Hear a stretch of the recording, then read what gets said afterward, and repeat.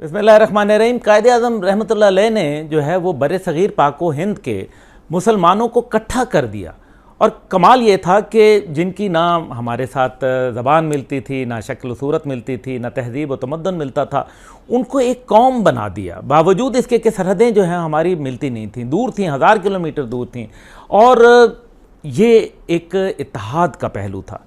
जो कौमी सतह के लीडर होते हैं वो आने वाली नस्ल के ऊपर नज़र रखते हैं, आने वाले इलेक्शन पे जो है वो सियासी लीडरान रखते हैं, चाहे पीडीएम की क़यादत हो चाहे पीटीआई की क़यादत हो।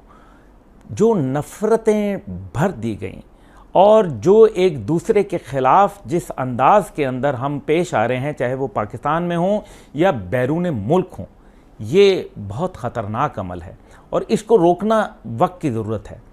जो सहाफ़ती धड़े थे आज वो भी तकसीम का शिकार हो गए।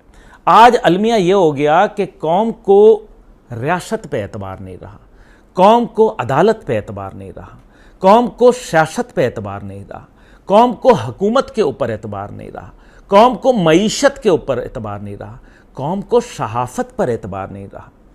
ये कितना ख़तरनाक हो सकता है, ये कितना मुश्किल हो सकता है, क्योंकि वो कौमें जो तकसीम का शिकार होती हैं अल्लाह उनसे नाराज़ हो जाया करता है। और अज़ाब इलाही से जो है हमें अब पनाह मांगनी चाहिए। दुआ करें अल्लाह ताला हमारे मुल्क को सलामत रखे, क्योंकि दुश्मन चारों तरफ से हमला आवर हुआ है। वो अंदरूनी तौर पर भी हमें तोड़ रहा है और बैरूनी तौर पर भी। दुश्मन मुजाहिद इस्लाम जनरल हमीद गुल रहमतुल्लाह फरमाया करते थे कि दुश्मन हमें नफाक की तलवार से काटता है, इत्तेहाद की ढाल वो वाहिद रास्ता है उसके वार को रोकने का। पाकिस्तान पाइंदा।